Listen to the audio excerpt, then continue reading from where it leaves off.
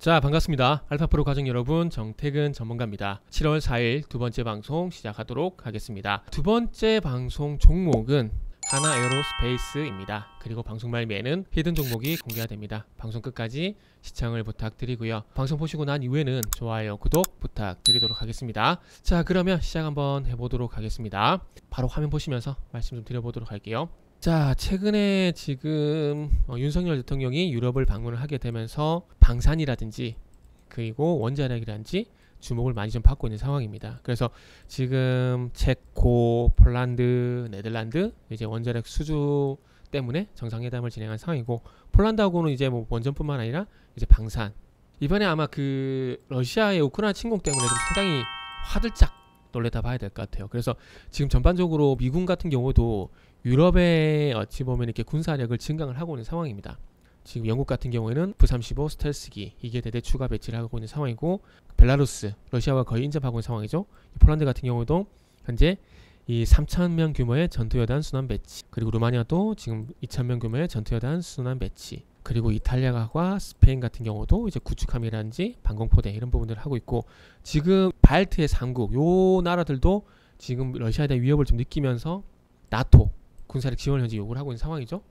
그러면서 폴란드 같은 경우는 이제 그 우크라이나 쪽에 전투기를 좀 지원을 했다 보니까 아무래도 그 항공 전략, 공군 전략 공백이 생긴 거에 대해서 이제 F-50 같은 것들 이제 수입을 요구하는 상황이고, 그리고 우리나라 K9 자주포가 상당히 성능이 좋아요.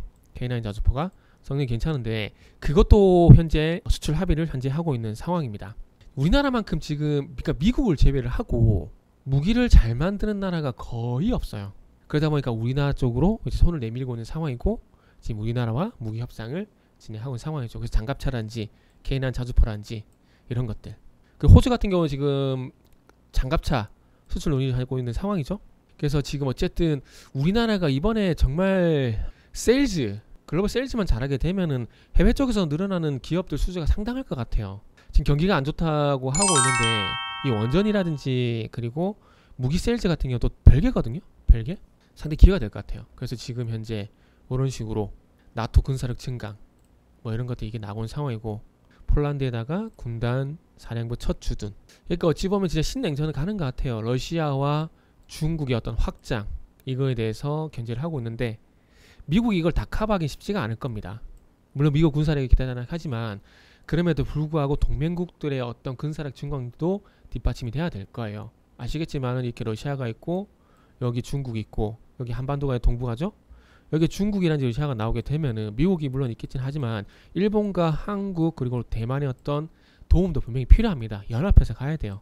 연합해서 둘이 맞짱 뜨는 건 아니잖아요. 소위 속된 편으로 러시아가 또 유럽 쪽으로 확장하게 되면은 이 군사력이 또 분산되기 때문에 여기에 있어야 될 병력이 또 못 가잖아요. 분산되기 때문에 나토 자체에서도 군사력 증강을 해야 돼요. 그래서 뭐 전투부대 뭐 30만 명까지 증원을 한다는 얘기가 있는데, 서방 국가들은, 미국을 포함한 서방 국가들은 어쨌든 러시아, 중국의 어떤 확장 원하지는 않을 겁니다. 그러다 보니까 군사력을 증강할 수밖에 없는 상황이고, 그래서 어쨌든 뭐 폴란드가 무기를 공유를 하게 되면서 상당히 이제 하나에어로스페이스 같은 일, 항공 전력뿐만 아니라 육상 전력 같은 경우도 보강이 필요한 시점입니다. 그래서 그런 틈새를 잘 비집고 들어갔고 세일즈를 잘해가지고 조만간 수주 소식이 나오지 않을까라는 생각이 들고요. 오늘 하나에어로스페이스가 7% 넘게 하락을 하고 있는데 이게 그런 겁니다. 하락할 때가 낙폭이 상당히 커요.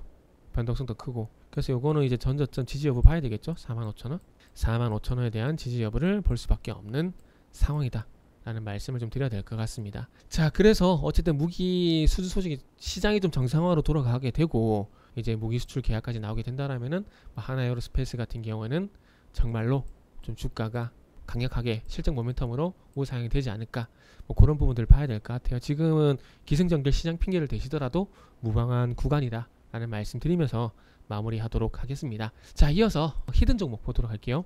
자, 히든 종목입니다. 제가 항상 말씀드리죠. 상승의 출발점과 하락의 출발점 뭐라 그랬죠? 크로스. 하락은 데드 크로스, 상승 골든 크로스. 골든 크로스가 2월달에 나고 난 이후에 241선까지 반등 시도를 하고 241선에 헤딩을 했죠. 그 이전에 작년 12월달도 마찬가지죠. 그리고 난 다음에 추세가 꺾이고 다시 데드 크로스가 났습니다. 그리고 데드 크로스가 나고 난 이후에 이제 올해 6월달 들어와가지고 7월달 들어와서 다시 골든 크로스를 시도를 하고 있는 상황이고요. 그 이전까지는 계속 저항이었어요. 21선 저항. 21선 저항이었다가 이제 21선이 돌파가 되게 되면서 이제 과연 이 41,000원대와 이 골든 크로스를 지킬 것인가, 고의 관건을 봐야 될 것 같아요. 시장이 오늘도 변동성이 큰데 시장이 어쨌든 약세가 지속이 되게 된다라면 일시적으로라도 21선 이탈 가능성을 볼 수밖에 없는 상황입니다. 그래서 지금은 추격 매수하는 건 좀 무리가 있어요. 물론 오늘 2.5% 조정을 받고 있긴 하지만 그럼에도 불구하고 시장에 대한 영향을 받고 있다라고 판단이 들기 때문에 어쩔 수 없이 추가 하락에 대한 어떤 제한 여부를 보고 접근할 수밖에 없는 상황입니다. 그러다 보니까 5일선과 21선 골든 크로스 41,000원인데 더 보더라도 4만원대 지지 여부는 분명히 좀 봐야 된다는 거죠. 네옴시티라든지 그리고 카타르의 LNG 터미널이라든지 국내의 도시정비 7조 수주라든지 이런 것들이 있는데 그게 결국 중요한 건 시장이 괜찮아야 모멘텀으로 발휘가 된다는 겁니다. 무슨 말인지 이해되시죠?